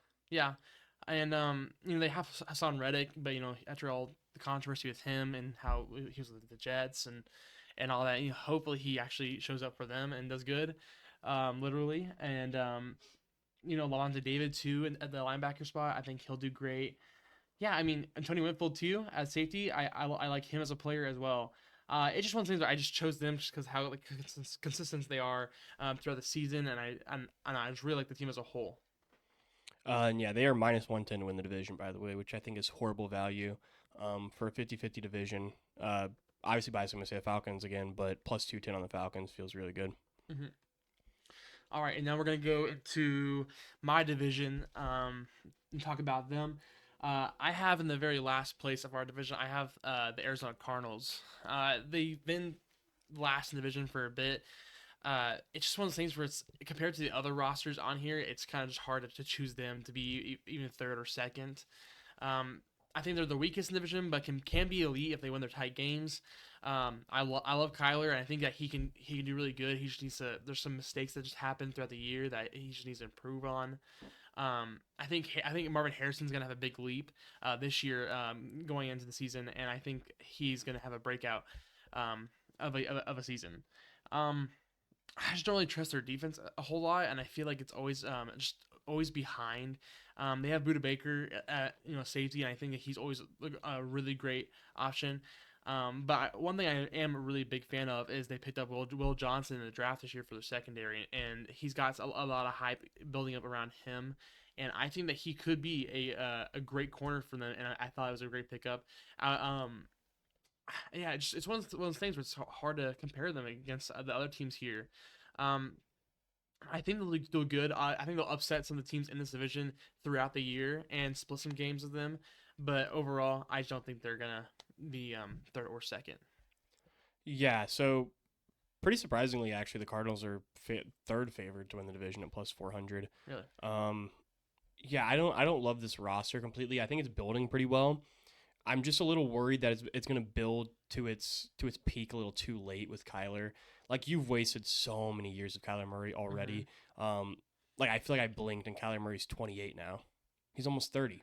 Yeah. Kyler Murray's been in the league for 7 years. That feels ridiculous. And yeah, you're just now finally, it feels like just getting a good, really solid roster around him. When you had a solid roster around him before, you saw production out of Kyler and you saw production out of this Arizona Cardinals team. I think you're setting him up a little bit with Marv needs to be a big deal this year. And I think he will step up, but he needs to, because Michael Wilson, Zay Jones, Greg Dortch is just not a receiver room that is ideal for any NFL team. So when that's a receiver room and Marvin Harrison's not producing, it's just a bad receiver room, just straight up. Luckily, you have a guy like Trey McBride that is potentially the best receiving tight end in football right now. It's obviously close with him and Bowers, and I still think Kelsey's up there and whatnot, but he's one of the better ones, and that's very good to have on his team with a weak receiving core. Paris Johnson was really good his rookie year at left tackle. Like, I mean, unbelievable. I think he was like 80 graded for a rookie at left tackle. Inside, I have worries. Jonah Williams at right tackle, I have worries. Yeah, I have worries on the offensive line. I still have worries in the running back core, or sorry, the receiver core and running back core, for being honest. Mm-hmm. I think James Conner's a really good back. He was like 90 rated. James Conner's still going to always be good. I just, when it comes to his how much he's conditioned to get how many carries at 30 now, it just kind of worries me a little bit. And if I know a lot of people are big on Trey Benson now, possibly taking that role. I think James Conner will keep the role tied down as long as he keeps producing, but he's getting up there for running back age. And yeah, his defense worries me a ton. I think they got some underrated defensive backs, which gives them a little bit of an edge over some other teams that help them get some wins probably in the division this year. Guys like Garrett Williams was really good. I think Will Johnson, if he can stay healthy, will be really good. Buda Baker still produces. Jalen Thompson was really good. That was kind of the bright spot of this defense last year. And then Calais Campbell's still been really solid production wise in the NFL, even though he's as old as time. Yeah. I worry about linebackers a little bit. Guys like Baron Browning and Josh Flett off the edge are a little concerning. Zaven Collins been moved completely to the edge, I think, last year, but by the end of last year. Overall, I don't think this is a fantastic team. Their win total is projected at 8.5. It'll probably go under a little bit. But Yeah. there's a world where everything hits, like Marvin Harrison hits, Kyler Murray gets in his groove, and the defense is good. And that would be a big deal for them. They could possibly sneak into the top of the division with that. Yeah, it's just one of those things where it's like they're not like amazing me type of deal throughout their whole roster. You know, they have all these different key players and all that, but overall, just as a roster, I don't think they're great, and I think they're going to be again on one of those lower teams heading in to the end of the season. Yeah. All right, and then for my third spot, I have the San Francisco 49ers being third in this division, just because of many different reasons, but also there is a little bit of bias in there too, because I'm a Seahawks fan. Um, they just lost a lot of. I mean, they have Salah at DC, which is really good pickup for them. But there's a lot of different key players that left the team or are injured. Um, you look at it, they lost Ward, Hufanga, and Greenlaw, and have Ayuk also on injury. But they also got Salah again. I talked about Salah being back. But Kittle's also really scary to go against every single time for defenses, and I think Pearsall is going to have a big season with Debo being gone and Ayuk being injured. And so same thing with Jennings. I think Jennings will come in and step up and be that guy as well. And Brock Purdy will always be good with what he's doing. Um, just one of those teams where I'm not a huge fan of them. It's like how Jake is with the Saints. I'm just not. They upset me all the time, but but overall, I mean, I like. They have Fred Warner still, which again, Fred Warner is a dog, one of the best linebackers in the league. He might be the best. And Nick Bosa. Nick Bosa, I genuinely dislike just because how many times he sacked our QB. But yeah, they have Kyle Juszczyk at fullback too. And of course McCaffrey. And if McCaffrey stays healthy all season, and he's going to be deadly for their offense. And they also went and got Brian Robinson Jr. From the Commanders as well. Yeah, so I will talk about the Niners right now since we're on the 49ers, but I have the 49ers coming in at my second spot this year. I think there's just a lot, I trust a lot more going on, even if it's not players and personnel, it's more staff-wise. I trust Kyle Shanahan at this rate in 2025 more than I do Mike McDonald so far, just because experience, a head coach, and Shanahan's been there. He's done everything basically except for win that Super Bowl. And then bring back Robert Saleh at DC is just a fantastic move and unfortunate for the rest of the NFC West if we're being honest. But the Niners. If we're going to talk negatives, they are relying on a lot of rookies defensively. Multiple rookies in the secondary with Upton, Stout, and whatnot. They brought in Jason Pennick to start at safety, which I don't love. Renardo Green starting at corner, which I don't love. Lenore at corner, we'll see. They're probably going to start Michael Williams or let him split with Bryce Huff at least. I still believe in Fred Warner's hype. And the pass rush is always going to be pretty solid with Nick Bosa. But overall, when it comes down to it, like I said, coaching over personnel, in my opinion, and I think Saleh's going to be able to do more with less personnel wise this year. Offensively, I'm not a Brock Purdy guy whatsoever. Again, coaching over personnel. I think Shanahan's able to do it with a guy like Brock Purdy pretty easily. If CMC can stay healthy, that's always going to be a complete threat for every other team they face. They kind of got to wait on Ayuk to come back, so they don't have personnel in the receiving room really. They're going to need a big breakout, whether it's Russell Gage or Ricky Pearsall or Juwan Jennings. Sky Moore too. Like I don't think Sky Moore is good at football at all. However, I think as a gadget guy in San Francisco's offense, he could see some touches and whatnot. And of course, you got George Kittle. George Kittle's production will still be pretty solid, I would assume. Um, but yeah, overall, I still trust the Niners over Seattle in my opinion, just based off coaching. Okay, and then you have the Seattle in third, right? Yeah, Okay. I have them in my second spot. I don't have them in the division. I'm not that biased to yeah, put them at one. me neither, bro. Yeah. It's one of those things too where it's like I as soon as Gino got traded, I'm like I wonder who we're gonna get at our starting QB position, and I saw that they got Sam Darnold, which I was pretty iffy on. If he can have the exact same year he basically had in Minnesota, then I think that he can do really good for us. We're just gonna have to see how it plays out. In my opinion, I think either we're gonna be pretty decent or it'll be pretty bad. Like I think we'll be on the lower side of things. But again, I like our running back room a whole lot. K9, if he can stay healthy, he's always really good. Zach Charbonnet, he's a tank. We also have George Holani as well. McIntosh is on IR, unfortunately. But some people didn't like about how our receiving core ended up because we lost Tyler Lockett and DK. But I think Jason, he's going to be stepping up and being the wide receiver one for our team, and I think he's going to be great. We went out and got Cooper Kupp, which I was pretty happy about as well. I think he has regressed a bit from on the Rams, but I think he can be that guy. And they also talked about in training camp how much of an impact he's made to our young guys at receiving. Um, a guy we drafted this year, Torrey Horton. I think he's gonna be great for us this year. I think he's gonna step up. People, I feel like, in my opinion, how I went in week one and watched the Rams and Puka Nacua, he came out and destroyed us. I'm like, who is this guy? I hope that Torrey Horton becomes that type of guy where he comes out and he cooks other teams, and they're like, oh yeah, who's Torrey Horton? So I think he's gonna be great. We also have Jake Bobo. I think that he can be a pretty good guy in the red zone as well. So I'm really happy on him. We also picked up a fullback in the draft. We usually never really have a fullback, So we got Robbie Oots, and I think he's gonna be really good. Charles Cross, we still have our left tackle. We just drafted Gray Zabel. I think he's gonna be great for our team, and he's a huge improvement that we actually went out and got an O lineman this year. We decided to start Jalen Sundell over Olu, which is an interesting choice that people in Seattle also talked about being kind of weird. But I think that they decided to go with that option. But then Anthony Bradford, he's been really really bad for us the last couple of years, and but I've heard a lot of good things about him this year and how much he's improved. So hopefully he can show that. And Abraham Lucas can also help us a lot if he can stay healthy. I really, really like our defense going into this year. I think Byron Murphy is going to step up and break out a little bit more this in sophomore season.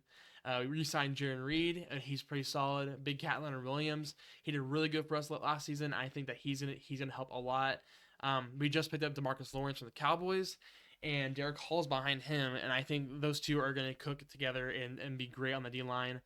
We are starting Tyrese Knight though at linebacker. It is an interesting choice, but I think he's gonna do good because he's starting to do great in the year. Ernest Jones, I like him a lot. We re-signed him. Boye Mafe had a really good season last year as well, and the year before that. And then I like the corner room a lot. I like how we have Devin Witherspoon and Reek Woolen. Josh Jobe he's not great, but hopefully he can do good this year as well. Kobe Bryant and Julian Love as our starting safeties. Nick Amori, we picked up in the second round, trade up for him. I think he's a project, but he's going to do really good for us in the future. I'm excited what Mike McDonald can do for this whole team as a whole. Yeah, so obviously me having them in my third spot, it's gonna kind of sound negative, I guess, about the team, which I don't mean it to come across as like crazy or anything, because I do think this is like a pretty solid team. It's built pretty solidly, other than the major weaknesses. I will say at DC they brought in a guy named Aiden Durde, which I don't like the guy. It's this guy. He was born in England, right? He was on the Falcon staff for a long time. He was really hyped up going into one of the years about our outside linebackers, and he didn't produce. And he's been at the Cowboys defensive line coach for the past few years, and that hasn't gone well. I don't think. I think he's been bailed a little bit by Micah Parsons, but we'll have to see how he translates to being a complete defensive coordinator. I do like Clint Kubiak a lot. I think Mm-hmm. he did more with less in New Orleans. So I give one take one on coordinators in my opinion. Um, and on offense, I don't trust the line still. I think it did get better, which is progressing.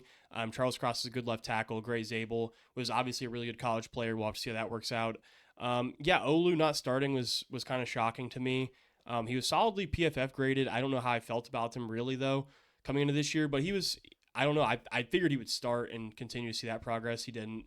Yeah, Anthony Bradford, I don't trust one bit. I think right guard's a big spot. The Seahawks will probably fill next off season if I had to guess, because it's been a problem for him over the Mm-hmm. past few years. Whether it's Bradford or like last year when they were starting Christian Haynes at right guard. Mm-hmm. Christian Haynes was abysmal at right guard. Yeah, he was. So we'll have to see about that, specifically the inside to right side of that offensive line. Like I have a lot more confidence in Gray Zabel than I do Anthony Bradford, Yeah, same. and probably Abraham Lucas. I'm not huge on Abraham Lucas. We'll have to see again. I really don't know. He's been also just been gone. Like he's like not Yeah. been playing at all because of injuries. Um, So. I really hope they commit to Elijah Arroyo over AJ Barner. Mm-hmm. I know AJ Barner will get a lot of early season snaps, probably more than he should, over Arroyo. But I really like Elijah Arroyo out of Miami.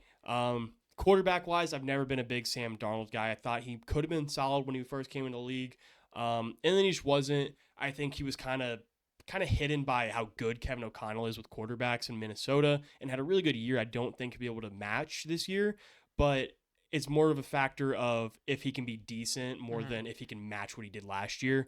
Again, I think Kubiak's a really good OC. I think he'll be able to help him. Um, but yeah, I don't know. I think expectations are a little unfair. I think the contract was a little crazy for Darnold, even with an out. Yeah. I think it's a lot of money for Sam Darnold. But we'll have to see. I think if he can be decent, the offense won't suffer too much. Yeah, Kenneth Walker, again, if he can stay healthy, he's a really good back. Zach Charbonnet, I think, lacks a little bit of explosiveness. He's just a power back. I like him as an RB2 a lot.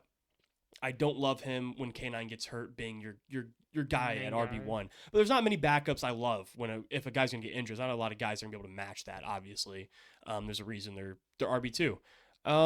In the receiving room, I have mixed emotions on. I think JSN is due for a huge year at receiver. Yeah. I think JSN's gonna go absolutely nuts this year. Torrey Horton, I'd been huge on Torrey Horton over the past year from Colorado State. I think he's a really good receiver, and I'm glad he got that starting spot over. They could have went a lazy, not lazy, but they could have went a safe route with Jake Bobo at receiver at starting, and they're taking the risk on Torrey Horton, which I like a ton. And then Cooper Kupp, I think he'll still be able to produce a good amount, especially in the slot. I think Kubiak will be able to do some really good stuff with him systematically. So overall, I think the offense is a solid offense. Mm-hmm. Defensively, a lot of worries. Byron Murphy was not really good last year, for being honest. But again, I'm leaning on rookies. I think he can have a big sophomore year. It just depends. I was big on him out of Texas. We'll have to see if he progresses. Mm-hmm. Demarcus Lawrence, he's fighting a lot of washed allegations. Yeah. So we'll have to see if he actually produces. He was pretty brutal last year when it comes to PFF. He was 56. We'll have to see. Boye Mafe had a really, really good year last year. Obviously, it's I don't know. We'll see. Leonard Williams, Big Cat was really good. He was nearly 90 PFF. Mm-hmm. I because on the depth chart I'm looking at, Boye is listed behind Nwosu. By the way, On here, is that accurate? on, Or no? on here it's saying that Boye is ahead of Novosu. Okay. So I think they might just be Good. switching in and out. Yeah. I think it should be like 70-30. I think Yeah. Boye Mafe has earned his place in Mm-hmm. in that defense. Yeah, inside linebacker, I have questions at Tyrese Knight and Ernest Jones. I think they're solid linebackers. Again, schematically, I don't like what the Seahawks been doing the past few years, but it's also a lot of moving pieces. So we'll have to see how they're used in the offense. And then yeah, DBs give and take. I like a lot. I like a few of them. I don't like a few of them. Mm-hmm. I think Kobe Bryant at safety is a good. Julian Love and Kobe Bryant are a good safety duo. Not a great one, but a good one. Mm-hmm. Until Nick Eamon is able to start in this offense, which I'm really shouldn't be excited too about long. that. Yeah.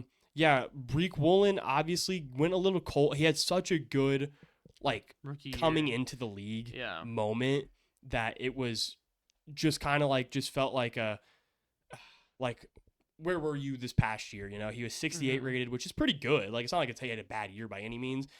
Everyone just expected a lot more, and what we expected out of Breek Woolen, again, we got out of Devon Witherspoon. Witherspoon was really really good.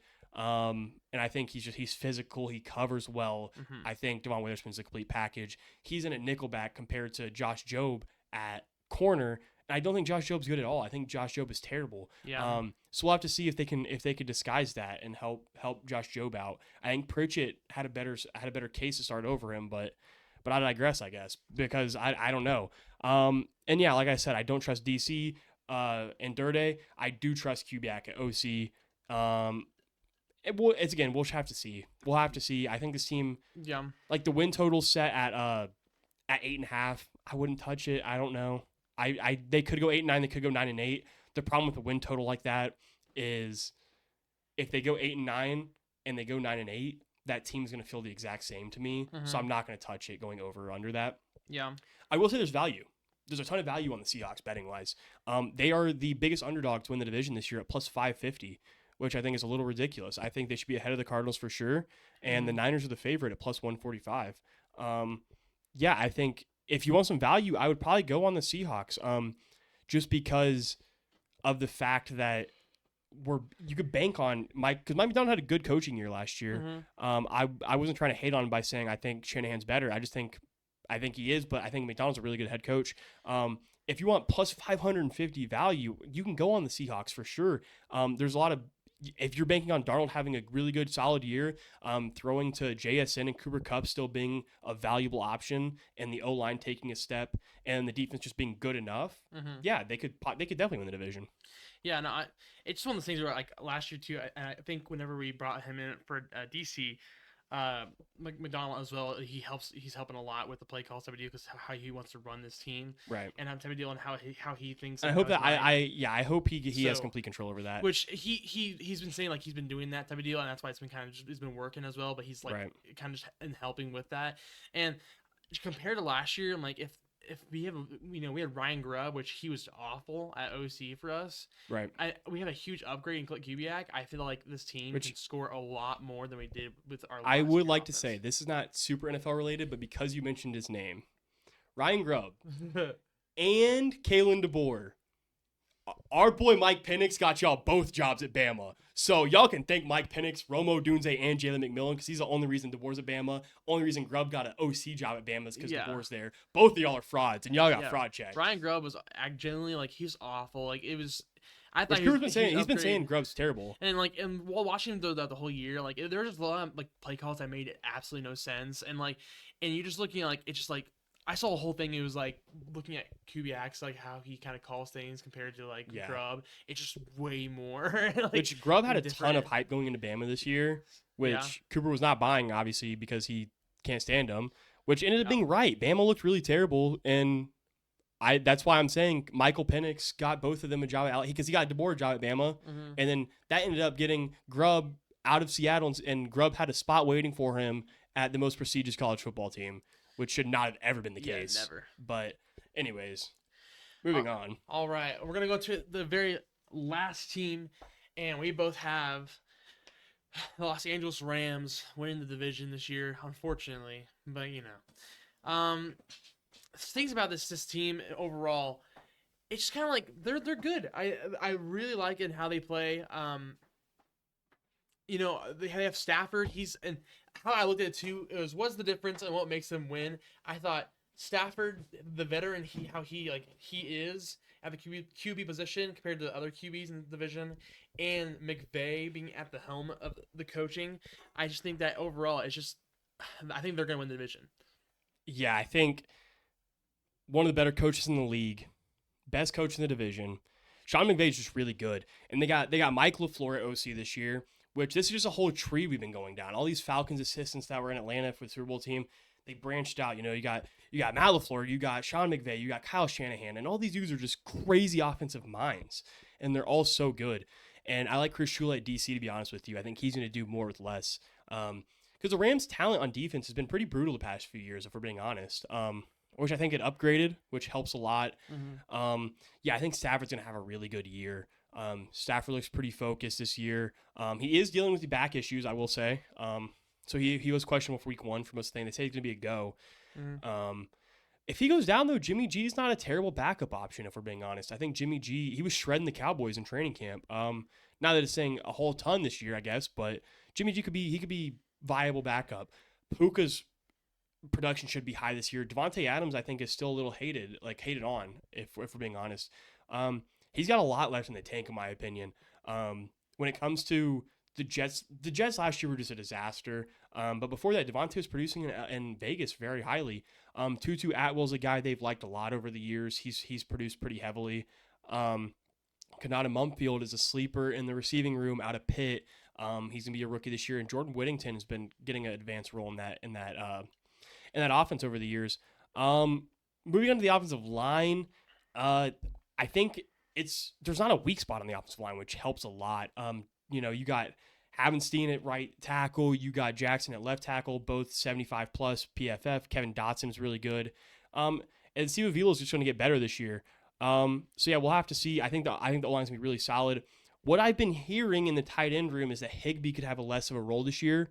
Not even as much as Colby Parkinson coming in, as much as Terrence Ferguson, the rookie, coming in.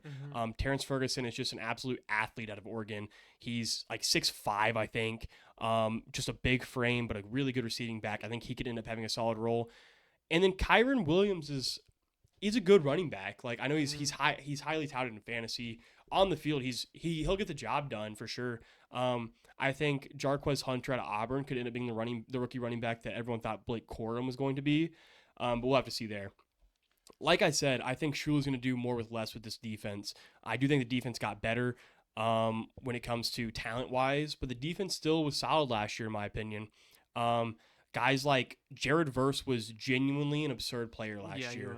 He was so good off the edge. Poona Ford was really, really good last year, which was unexpected for me.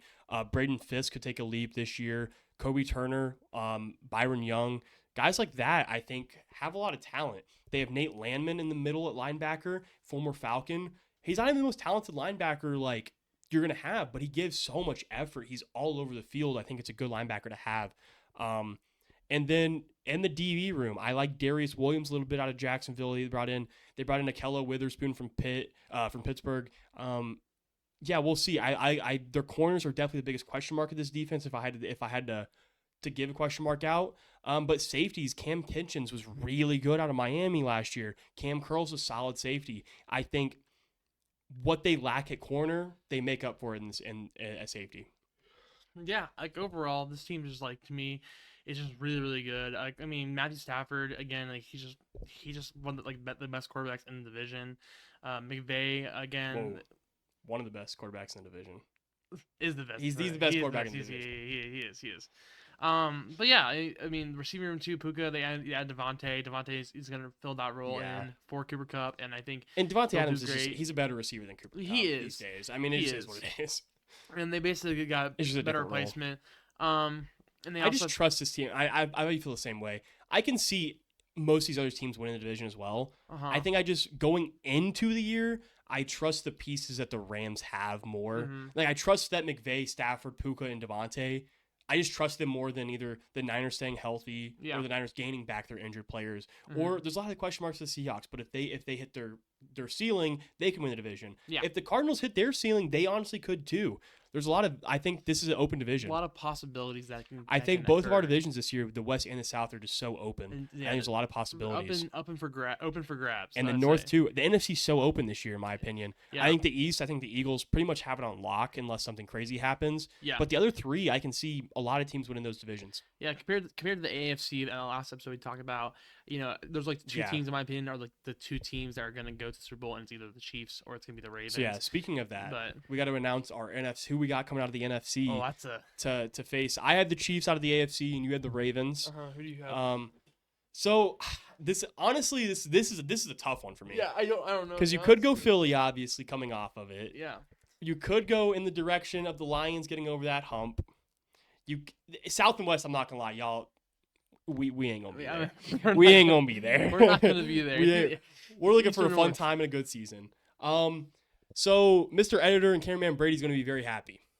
I think I'm buying the Packers stocks because of my love for Matt LaFleur so much. I think he is just the best coach in that division. I think Philly just feels like one of those teams that might have a little bit of a hangover from the Super Bowl. Mhm. Obviously, every team wants to think of it. We're not going to have a hangover from the Super Bowl. We're locked in. But at the end of the day, a team like the Packers that LaFleur has been close a lot of times to making the Super Bowl, they're going to be a lot more hungry. Yeah. Again, I have questions about that team, weapons specifically. But if they have one or two guys just to break out in the weapons, I think they got it. So I'll go Packers Chiefs. Packers Chiefs. That's a Brady would love that Super Bowl. oh no. I would not be watching that, Brady. I mean, honestly. I don't think Brady's be watching that with anybody Yeah. else.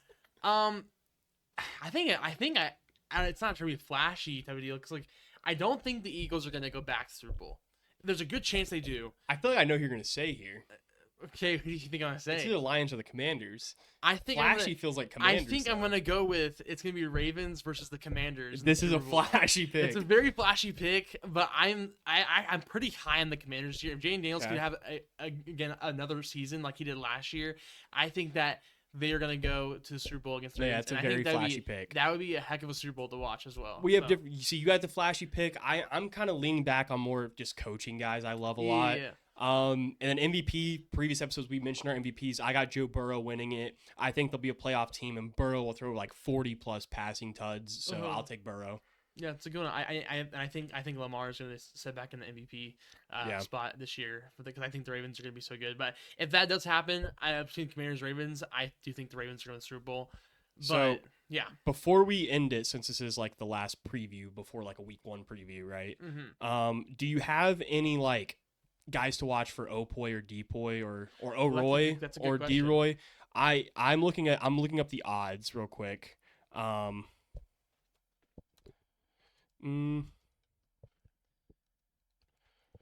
And then we will see here. I'm trying to find the odds. Yeah, here we go. So, and I'll go down just because I like sprinkling in some sports betting stuff. Mhm. NFL Offensive Player of the Year odds. The top candidate is Saquon Barkley by a pretty large margin as well. Mhm. He's plus 550 to win Opoy, followed by Jamar Chase at plus 900. Jahmyr Gibbs at plus 1,000, followed by Derrick Henry, Jay Jettis, Puka, and then CeeDee Lamb. Out of those, I don't know if I would take any of those, honestly. And I'm just gonna be biased here, honestly. That's what I'm gonna do. Okay. He's not even on this list. I'm You're thinking gonna go Bijan Bijan? Robinson. Bijan, he'll freaking catch for over 500, I would assume. He'll run for over 1,500. There's 2,000 all-purpose yards and a bunch of touchdowns. For hopefully a playoff team. I'll take Bijan Robinson at Opoy. That's a good one. I mean, if Joe Burrow goes out and says how you're saying with the MVP, I feel like that night, I think if he does win MVP, I think it's because of also Jamar Chase. Yeah. I feel like Jamar Chase, he's gonna have a crazy year. He's one of the top fantasy players this year as well. It's gonna be wild to me. I think it'll be Jamar who's gonna win Offensive Player of the Year. Okay. So, and then going over to Depoy, the guy leading the charge is Micah still, plus 600, followed by, which this one kind of catches me off guard a little bit, just because I didn't think they'd be this high on him. But Aiden Hutchinson's plus 750 second to win it, Really? which Aiden Hutchinson was going crazy last year before he went really down. injured. So I don't hate it. That's a good one. Yeah. Followed by Myles Garrett, T.J. Watt, Max Crosby, Will Anderson, Nick Bosa, Jared Verse is up there, which I love the respect. Nick Benito might be a little sprinkle plus 4,500. But yeah, there's some guys on here that like are some good odds. The odds, by the way, on Jamar Chase, like I said, were plus 850 actually, and Bijan is plus 1,400. Oh. Yeah. $100 pays 1,500. Unfortunately, I cannot bet that here in Missouri. Yeah. At 19 years old. At 19 years old, it is fliff for us, which is legal for us, by the way, YouTube and everybody else. It is legal. It is legal. Okay, but Depoy, I like. I'm sure if I got the Packers in the Super Bowl, I think Micah would be a big reason for it. I'll go Micah Parsons at plus 600. I think I'm gonna go. I think this year he finally doesn't get robbed. I think I'm gonna give it to T.J. Watt. Okay. I think he's gonna finally get it. Yep. This year. So. Okay, and then O'Roy, Offensive Rookie of the Year, Ashton Genty plus 275, followed by Cam Ward, Amarion Hampton, Travis Hunter, Trevion Henderson, T-Mac, Emeka, Matthew Gold, all those guys. You know who. I would probably. I gotta stick with my guy. I can't preach this guy's hype. You're gonna stick with your guy. I'm gonna stick with my guy here. Yeah, I can't preach this guy's hype the entire offseason and not pick him to win Overroy. I'm taking Emeka Egbuka plus 1,800. But Matthew Golden, again, if the Packers reach the Super Bowl, he's plus 2,000. Matthew Golden would be a big reason for it. Yeah, I'm excited. I'm taking my guy. I'm gonna take Amari Hampton. I think that he's gonna be a dog for the Chargers, and I think his stock is gonna skyrocket after this season and all that as well. I do have a quick fact. Do you know who the most bet guy for Offensive Rookie of the Year is? I have a feeling. Is it Ashton Genty? It's not. Is it not? It's not. Really? This guy is plus 6,000. He's not even in the top 20 guys and odds to win it, but he's the most bet. He's the most bet, really. Think about popularity here. And Shador Sanders. Yeah, Brady got that. Yeah. Okay, and then D-Roy, Abdul Carter is actually the long shot favorite at plus 225, followed by Trav at plus 1,000. That's how big the gap is. Yeah. And then we got Mike Green, Jalen Walker, Mykel Williams, Jahad Campbell, Mason Graham, James Pierce, Malachi Starks, For odds, bro, like, obviously I like both the Falcons edge rushers, Jalen Walker at plus 1,200 and James Pierce at plus 1,600. But if I do go outside of that, and I'll go, the Ravens have really good safeties every single year. They produce them well, plus 1,800. I'll go Malachi Starks from Baltimore. Yeah, it's kind of hard to pick. I want to pick Travis Hunter, but the thing it's kind of hard when he's playing both sides of the ball. Yeah, we don't know his defensive snaps. He's not gonna get as many snaps as other guys that are out there. I think the safe bet, and I think it's gonna be Abdul Carter. Yeah. That's generally I think it would be, just because he's that high for a reason in the draft. I think he's gonna be really good this year. So for the Giants, so I'm excited to see what he does. Yeah, and then Coach of the Year, obviously a lot of them are just teams that they think are gonna go crazy. Like Mike Vrabel's the favorite because they think Patriots are gonna. Ben Johnson is second, Liam Cohen, then Jonathan Gannon, then LaFleur, then Canellis. I would probably take Vrabel, the favorite, because I think the Patriots are going to surprise. But I also think the Jags are winning the division. So if you can get Liam Cohen for twice the price as Mike Vrabel at plus 1,200, so I would go Liam Cohen probably for odds. But Vrabel's a very good bet. I just think that people are so low on the Patriots from last year that he's going to do so good with them this year that they're going to be like, wow, he really did a lot for this team. So. And you want to know what's effed up? What? Coach of the Year, the two last guys are Andy Reid and Nick Sirianni, because they're not going to have some crazy comeback. Some crazy thing, because if the Chiefs go 15-2, he's not winning Coach of the Year, even it's 15-2. It's okay. Comeback Player of the Year. I just want to see the odds for some of these. Dak Prescott's the favorite, followed by Hutchinson, CMC, T-Law, J.J. McCarthy, should not count, but sure. Nick Chubb, Daniel Jones. Yeah, I'd probably take T-Law. I like T-Law a lot, but I think Aiden Hutchinson's probably the best bet there. Yeah, I mean, if you have Aiden Hutchinson as a Defense Player of the Year, then I feel like that Comeback Player of the Year is pretty smart for that one as well. And then for our you can bundle up your. So do you think the Ravens or the Commanders are winning the Super Bowl out of one of your picks? Who do you think's winning it? Ravens. Okay, you can bundle that up on DraftKings. Not a sponsorship. It sounds like a sponsorship, by the way. But you can bundle them up. Ravens win the Super Bowl and Lamar to win MVP. I'm assuming Super Bowl MVP for plus 2,000. And I could go ahead and bundle up. Sorry, Brady. Mahomes and the Chiefs Super Bowl winner at plus 3,000. But yeah, that is all of the odds for that. I just want to go over that real quick so you can have some so you can have some picks or our analysis on that. Overall, both in-depth previews have been a lot of fun. Yes, it's been a lot of fun. And then we'll have the week 1 preview coming in before week 1. Before Maybe week it one, might come in after Thursday Night Football. after Thursday football. If it does, we'll let you guys know. And other than that, we'll have it up before Sunday. All right. So thank you for listening. And again, you can listen on Spotify, Apple YouTube, Podcasts, and YouTube, literally wherever, right, Brady?